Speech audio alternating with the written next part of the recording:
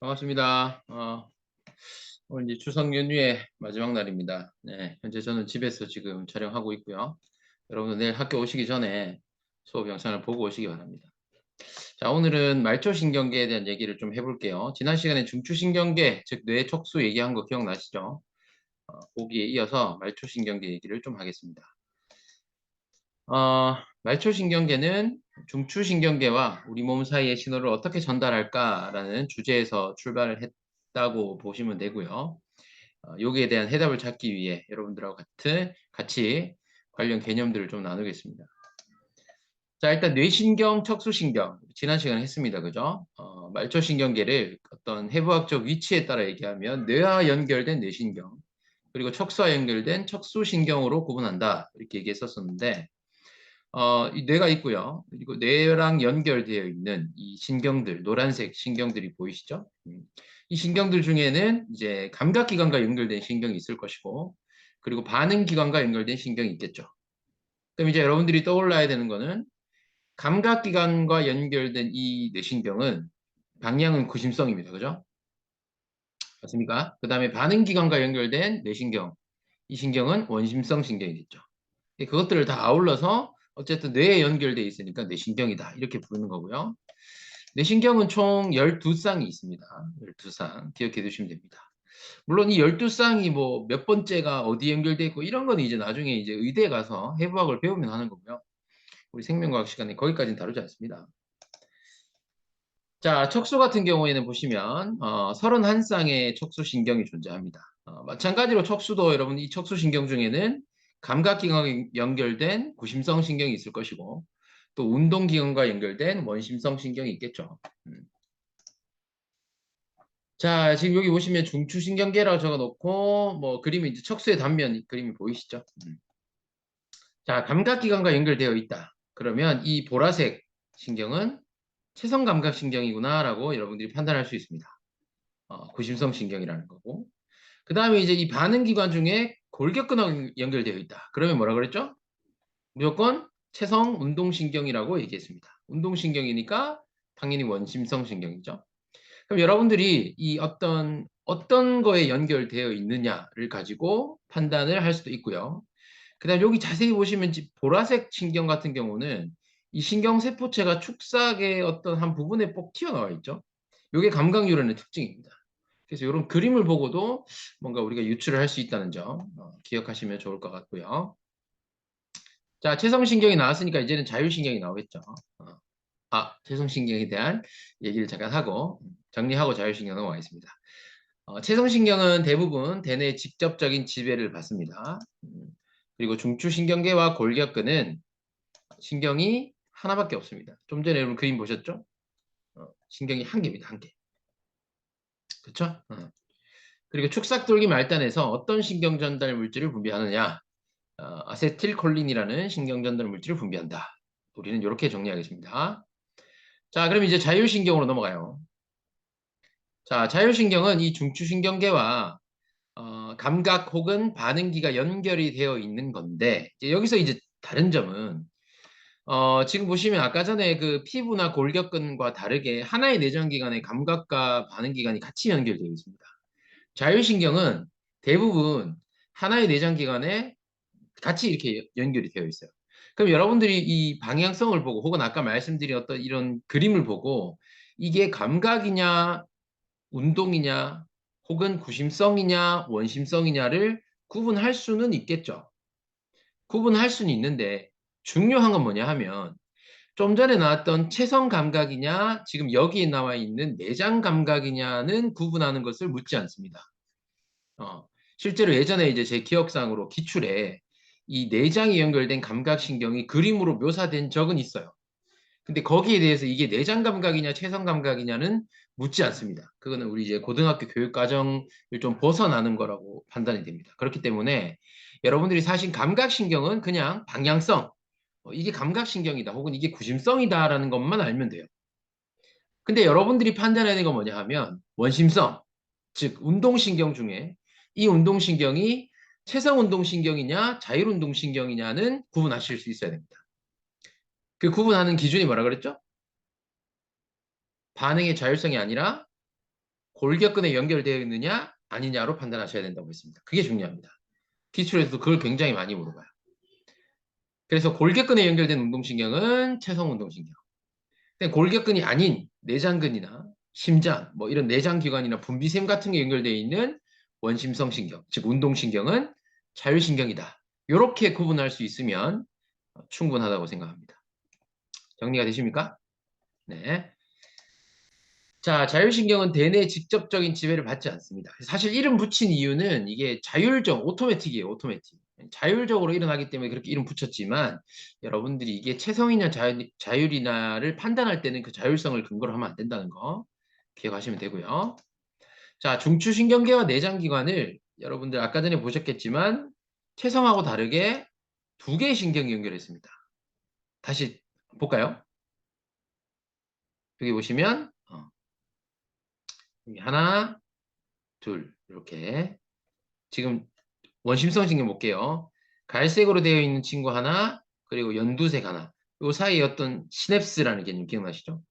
그래서 두 개의 신경이 연결이 되어 있습니다. 그래서 이런 것들을 우리는 신경절이라고 해요. 선생님 방금 시냅스라고 표현했죠? 이 시냅스는 이제 뉴런, 세포 수준에서 뉴런 사이에 연접 부위는 시냅스라고 하고 이게 이제 신경으로 수준이 확대가 되면 그죠?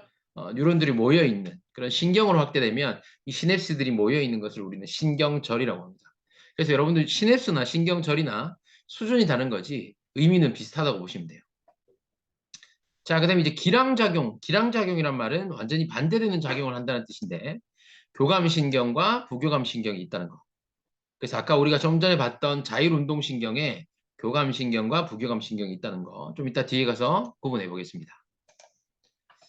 자, 여러분 여기가 이제 핵심입니다. 아까 제가 말씀드린 것처럼 원심성신경, 즉 운동신경을 체성운동신경이냐 자율신경이냐 그리고 그 자율신경 중에서도 교감신경이냐 부교감신경이냐라는 것을 구분하는 거를 제일 많이 물어본다 그랬죠. 여러분 이게 핵심이에요. 자, 첫 번째 그림 보시면 골격근에 연결되어 있어요. 그리고 신경이 하나예요. 그럼 무조건 뭐지? 체성운동신경입니다. 됐죠? 자, 그 다음에 두 번째 그림과 세 번째 그림은 신경절이 하나씩 있습니다. 그러니까 두 개의 신경으로 이루어져 있죠. 그러면 자율신경이에요. 근데 아까 말씀드렸지만 자율신경은 교감이냐 부교감이냐 두 종류가 있다고 그랬죠. 그럼 이제 이 두 번째, 세 번째 그림이 각각 교감, 부교감 중에 하나일 것인데 이걸 어떻게 판단하느냐? 세 가지가 있습니다.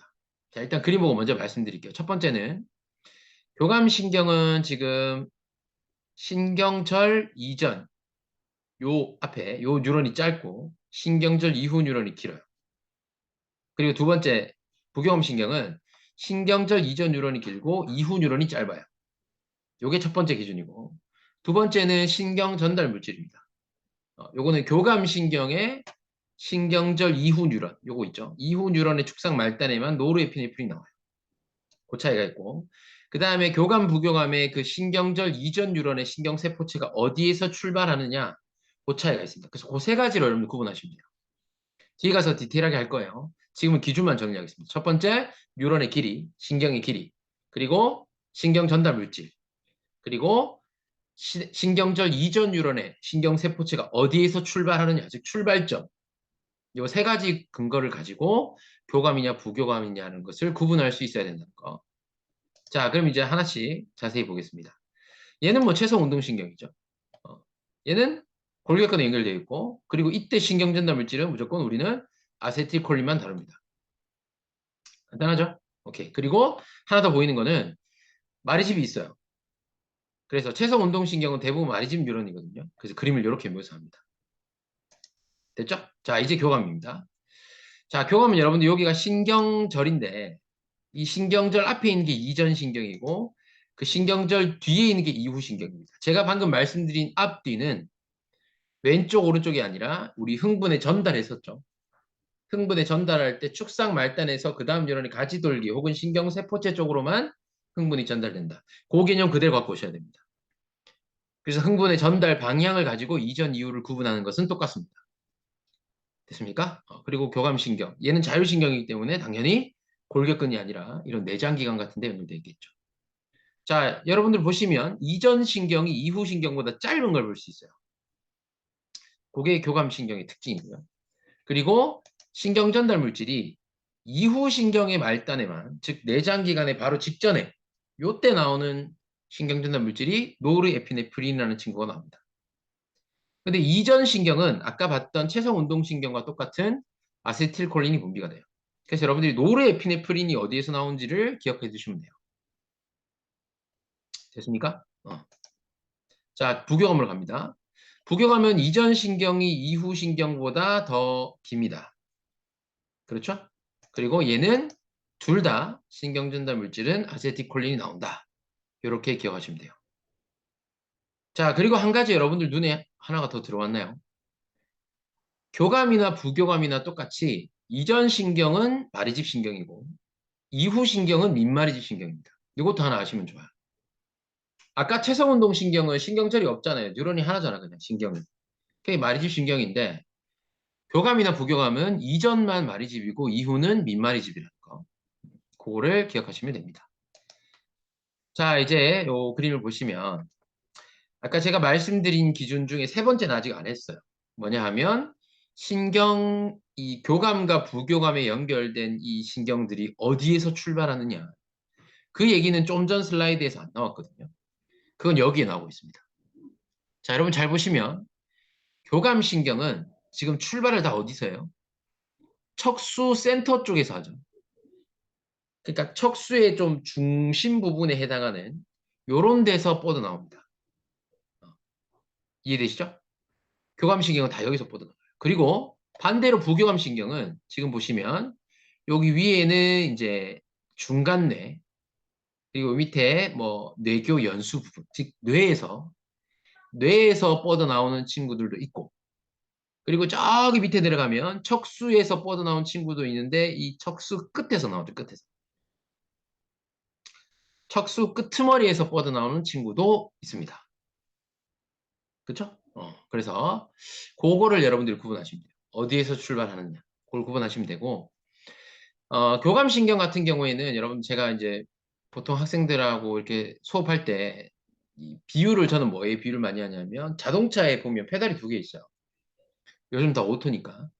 그 오른쪽에 있는 게 가속 페달이고 중간에 있는 게 이제 브레이크 페달이거든요. 여러분 교감신경은 마치 가속 페달을 밟는 거와 같습니다. 이제 사람뿐만 아니라 이걸 이제 좀 이렇게 동물로 확대하면 싸움 또는 도망 반응 이런 표현을 써요. 그러니까 여러분들 뭐 어떤 이런 정글에서 뭐 치타가 가젤을 사냥할 때, 그죠? 그 가젤의 입장을 생각해봐요. 치타도 마찬가지고. 얘들은 목숨 걸고 뛰어갑니다. 치타도 못 잡아먹으면 배고파요. 굶어 죽을 수도 있어요. 그죠? 그럴 때 이 친구들 몸에서 일어나는 반응들이 교감신경이 굉장히 활성화됩니다. 사람 같은 경우에는 여러분들 뭐 좀 긴장을 하거나 혹은 좀 위험한 상황에 처했을 때 우리에게 나타나는 그런 나도 모르게 나타나는 자율적인 반응들. 그게 교감신경에 의해 활성화되는 반응들이에요. 됐죠? 그 다음 부교감신경은 이제 브레이크 페달입니다.